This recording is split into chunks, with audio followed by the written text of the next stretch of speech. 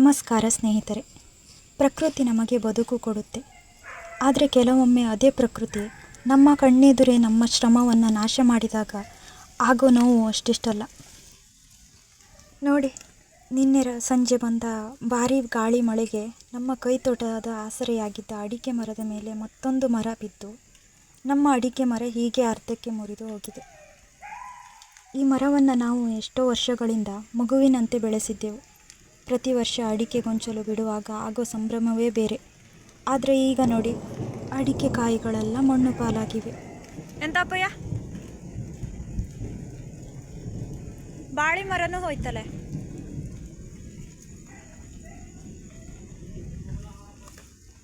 ಇದೆ ಒಂದು ಮರ ಹಾಳಾಯ್ತು.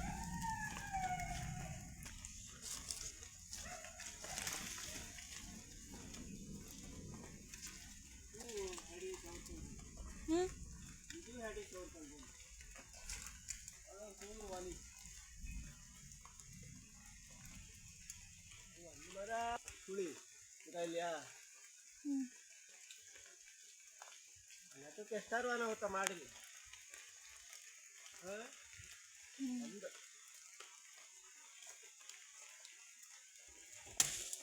ಹಳ್ಳಿ ಮನೆಯಲ್ಲಿ ಕೈತೋಟ ಅಂದರೆ ಅದು ಬರೀ ತೋಟ ಅಲ್ಲ, ಅದು ನಮ್ಮ ಜೀವ. ಈ ಮರ ಬೆಳೆದು ನಿಲ್ಲೋಕೆ ಎಷ್ಟು ವರ್ಷ ಬೇಕು ಅನ್ನೋದು ಒಬ್ಬ ರೈತನಿಗೆ ಮಾತ್ರ ಗೊತ್ತು.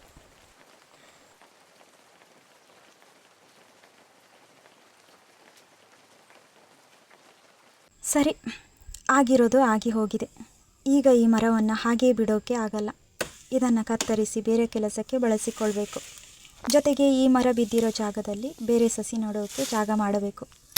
ಮುರಿದ ಮರವನ್ನು ಎಸೆಯುವ ಬದಲು ಅದನ್ನು ಮನೆಯ ಸಣ್ಣ ಪುಟ್ಟ ಕೆಲಸಕ್ಕೆ ಬಳಸಬಹುದು. ರೈತ ಅಂದರೆ ಹೀಗೆ, ಒಂದು ಮರ ಬಿದ್ದರೆ 10 ಸಸಿ ನೆಡೋ ಶಕ್ತಿ ನಮಗಿದೆ. ಮಳೆ ಬಂದು ಹೋದ ಮೇಲೆ ಮತ್ತೆ ಬಿಸಿಲು ಬಂದೇ ಬರುತ್ತೆ ಅಲ್ವಾ? ನಿಮ್ಮ ತೋಟದಲ್ಲೂ ಈ ತರಹ ಆಗಿದ್ದರೆ ಕಮೆಂಟ್ ಮಾಡಿ ತಿಳಿಸಿ. ಧನ್ಯವಾದಗಳು.